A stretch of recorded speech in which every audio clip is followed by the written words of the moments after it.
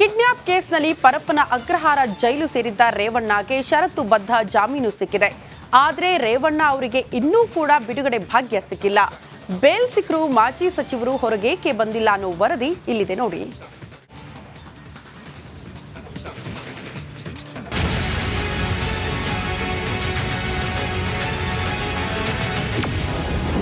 ಜೈಲು ಹಕ್ಕಿ HD ರೇವಣ್ಣಗೆ big relief. Bale ಸಿಕ್ಕರೂ ಮಾಜಿ ಸಚಿವರಿಗಿಲ್ಲ ಬಿಡುಗಡೆ. ಷರತ್ತುಗಳ ಫಜೀತಿಯಲ್ಲಿ ದಳಪತಿ ಲಾಲ್. ಕಿಡ್ನಾಪ್ ಕೇಸ್ನಲ್ಲಿ ಜೈಲು ಸೇರಿದ್ದ ರೇವಣ್ಣಗೆ ಬಿಗ್ ರಿಲೀಫ್ ಸಿಕ್ಕಿದೆ. ಜಾಮೀನಿಗಾಗಿ ಜನಪ್ರತಿನಿಧಿಗಳ ವಿಶೇಷ ನ್ಯಾಯಾಲಯದ ಮೊರೆ ಹೋಗಿದ್ದ ಜೆಡಿಎಸ್ ಶಾಸಕನಿಗೆ ಸೋಮವಾರ ಶುಭ ದಿನವಾಗಿದ್ದು ಷರತ್ತುಬದ್ಧ ಜಾಮೀನು ಸಿಕ್ಕಿದೆ. ಸೋಮವಾರ ಇಡೀ ದಿನ ರೇವಣ್ಣ ಪರ ವಕೀಲರು ಮತ್ತು ಎಸ್ಐಟಿ ಪರ ವಕೀಲರ ವಾದ ಆಲಿಸಿದ ನ್ಯಾಯಾಧೀಶರು ರೇವಣ್ಣಗೆ ಬೇಲ್ ಭಾಗ್ಯ ಕರುಣಿಸಿದ್ದಾರೆ. ಆದರೆ ಷರತ್ತುಗಳ ಫಜೀತಿಯಲ್ಲಿ ರೇವಣ್ಣ ಲಾಕ್ ಆಗಿದ್ದು ನ್ಯಾಯಾಲಯಕ್ಕೆ ಎಲ್ಲ ದಾಖಲೆಗಳನ್ನು ಒದಗಿಸಿ ಬಂಧ ಮುಕ್ತರಾಗೋಕೆ ಮಂಗಳವಾರ ಮಧ್ಯಾಹ್ನವೇ ಕಳೆಯಲಿದೆ. ರೇವಣ್ಣಗೆ ಕೋರ್ಟ್ ಸಪ್ತ ಷರತ್ತುಗಳನ್ನು ವಿಧಿಸಿದ್ದು 5 ಲಕ್ಷ ರೂಪಾಯಿ ಬಾಂಡ್ ಜೊತೆಗೆ 2 ವ್ಯಕ್ತಿಗಳ ಶ್ಯೂರಿಟಿ ನೀಡಬೇಕು. ಪ್ರಕರಣ ಇತ್ಯರ್ಥವಾಗುವ ತನಕ ಕೇರ್ ನಗರ ಪ್ರವೇಶಿಸುವಂತಿಲ್ಲ, ಪಾಸ್ಪೋರ್ಟ್ ಕೋರ್ಟ್ ವಶಕ್ಕೆ ನೀಡಬೇಕು, ಸಾಕ್ಷಿ ನಾಶಪಡಿಸುವಂತಿಲ್ಲ ಹಾಗೂ ವಿದೇಶಕ್ಕೆ ಹೋಗುವಂತಿಲ್ಲ ಮತ್ತು ಎಸ್ಐಟಿ ತನಿಖೆಗೆ ಸಹಕರಿಸಬೇಕು ಎಂಬ ಕರಾರು ಹಾಕಲಾಗಿದೆ. ಸೋಮವಾರ ಸಂಜೆ 6:30ಕ್ಕೆ ಜಡ್ಜ್ ರೇವಣ್ಣಗೆ ಜಾಮೀನು ಮಂಜೂರು ಮಾಡಿದೆ. ಮಂಗಳವಾರ ರೇವಣ್ಣ ಪರ ವಕೀಲರು ಷರತ್ತುಗಳನ್ನು ಪೂರೈಕೆ ಮಾಡಲಿದ್ದು 17ನೇ ಎಸಿಎಂಎಂ ಕೋರ್ಟ್ಗೆ ದಾಖಲೆಗಳನ್ನು ಒದಗಿಸಲಿದ್ದಾರೆ. ಶ್ಯೂರಿಟಿ ಪೂರೈಕೆ ಬಳಿಕ ನ್ಯಾಯಾಲಯ ಜಾಮೀನು ಆದೇಶ ಹೊರಡಿಸಲಿದ್ದು ಈ ಆದೇಶ ಜೈಲು ತಲುಪುವ ಹೊತ್ತಿಗೆ ಮಧ್ಯಾಹ್ನವೇ ಆಗಲಿದೆ. ನಡಿ ಈಗ ಶುರು ಮಾಡೋಣ.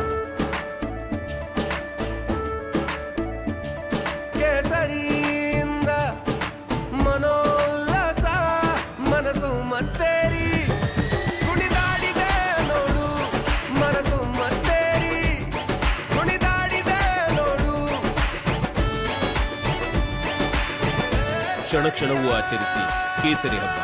ವಿಮಲ್ ಬಾಯಲ್ಲಿ ಹೇಳಿ ಕೇಸರಿ.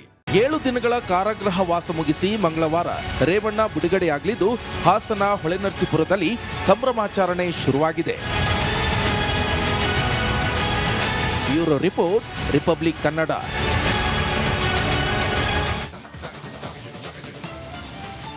ಕಳೆದ 2 ದಿನಗಳಿಂದ ರಾಜ್ಯದಲ್ಲಿ ಮಳೆರಾಯ ಅಬ್ಬರಿಸಿ ಬೊಬ್ಬಿರಿತಾ ಇದ್ದು ರೈತರು ಕಷ್ಟಪಟ್ಟು ಬೆಳೆದ ಬೆಳೆ ನೀರು ಪಾಲಾಗಿದೆ. ಇಷ್ಟು ದಿನ ಬರದಿಂದ ಬಳಲುತ್ತಿದ್ದ ರೈತರು ಬಾಣಲೆಯಿಂದ ಬೆಂಕಿಗೆ ಬಿದ್ದಂತಾಗಿದೆ. ಆ ಕುರಿತ ಒಂದು ವರದಿ ಇಲ್ಲಿದೆ ನೋಡಿ.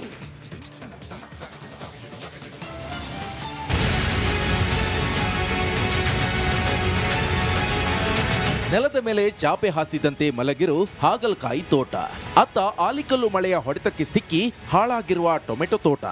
ಈ ಬಾರಿ ಬಂಪರ್ ಬೆಳೆ ಬರುತ್ತೆ, ನಮ್ಮ ಕಷ್ಟವೆಲ್ಲ ಕರಗುತ್ತೆ ಅಂತ ಕನಸು ಕಂಡಿದ್ದ ರೈತರ ಕನಸು ಹೀಗೆ ಮಣ್ಣಲ್ಲಿ ಮಣ್ಣಾಗಿರುವಂತಹ ದೃಶ್ಯಗಳು ಕಂಡು ಬಂದಿದ್ದು ಚಿನ್ನದ ನಾಡು ಕೋಲಾರದಲ್ಲಿ. ಬರದ ನಾಡು ಕೋಲಾರ ಜಿಲ್ಲೆಯಲ್ಲಿ ಬೇಸಿಗೆ ಬಿಸಿಯಿಂದ ಜನರು ಬಸವಳಿದು ಹೋಗಿದ್ರು. ಈಗ ಕಳೆದ 2 ದಿನಗಳಿಂದ ಸುರಿತಾ ಇರುವಂತಹ ಮಳೆ ಕಷ್ಟಪಟ್ಟು ಬೆಳೆದಿದ್ದ ಬೆಳೆಯನ್ನ ಆಹುತಿ ಮಾಡಿದೆ.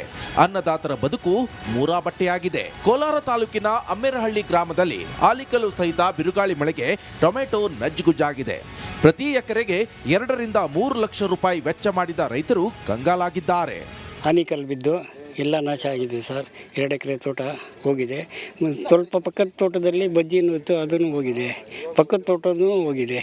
ಮಳೆ ಬರಲಿ ಸರ್, ಮಳೆ ಬಿದ್ದಿದ್ದಕ್ಕೆಲ್ಲ ಆನಿಕಲ್ ಬಿದ್ದು ಎಲ್ಲ ಲಾಸ್ ಆಗಿದೆ ತೋಟ. ಮಳೆ ಬಂದರೆ ರೈತನಿಗೆ ಒಳ್ಳೆಯದೇ, ಕಲ್ಲು ಬಿದ್ದು ಎಲ್ಲ ಲಾಸ್ ಆಗಿದೆ ಸರ್. ಇದು ಕ್ವಾಲಿಟಿ ಅಲ್ಲ ಸರ್, ಇದು ಹೋಗೋದೇ ಇಲ್ಲ ಮಾರ್ಕೆಟ್ಗೆ, ಲಾಸ್ ಆಗುತ್ತೆ. ಎಲ್ಲ ನೀರು ಬಿಟ್ಕೊಂತದೆ. ಸುಮಾರು ತೋಟಗಳಾಗಿದೆ ಸರ್, ಎಲ್ಲ ಕಡೆನೂ ಆಗಿದೆ. ಇಲ್ಲಿ ಹಾಗಲಕಾಯಿ ಆಗಿದೆ, ಬಜ್ಜಿ ಆಗಿದೆ, ಸೌತೆಕಾಯಿ ಆಗಿದೆ, ಎಲ್ಲದೂ ಆಗಿದೆ ಸರ್. ಇದೇ ಊರಿನ ಶಶಿಕುಮಾರ್ ಎಂಬವರ ಹಾಗಲಕಾಯಿ ತೋಟ ಸಹ ಮಳೆಗೆ ಸಿಕ್ಕಿ ನೆಲಹಾಸಿಗೆಯಾಗಿದೆ. ಸುಮಾರು 1.5 ಲಕ್ಷ ಮೌಲ್ಯದ ಹಾಗಲಕಾಯಿ ಹಾಳಾಗಿದೆ. ಸಾಲ ಸೋಲ ಮಾಡಿ ವ್ಯವಸಾಯ ಮಾಡಿದ್ದ ರೈತರು ಚಿಂತೆಯ ಕಡಲಲ್ಲಿ ಮುಳುಗಿದ್ದಾರೆ. ರಾತ್ರಿ ಕಲ್ಲು ಮಳೆ ಬಿದ್ದು ಬೆಳೆ ಎಲ್ಲ ನಾಶ ಆಗಿದೆ. ಫುಲ್ ಡ್ಯಾಮೇಜ್ ಇದೆ. ಮಾರ್ಕೆಟ್ಗೆ ಹೋದರೆ ಐಟಮ್ ತಗೊಳ್ಳೋದಿಲ್ಲ, ಸೆಕೆಂಡ್ ಕ್ರಾಪ್ಗೂ ಹಾಕ್ಕೊಳ್ಳಲ್ಲ. 1.5 ಲಕ್ಷ ಬಂಡವಾಳ ಬಿದ್ದಿದೆ. ಯಾವ ಅಧಿಕಾರಿನೂ ಯಾವುದು ಸ್ಟೇಟ್ಮೆಂಟಿಂದ ಇದು ಕೊಟ್ಟಿಲ್ಲ, ಯಾವ ಥರ ಏನು ಮಾಡಬೇಕು ಅಂತ.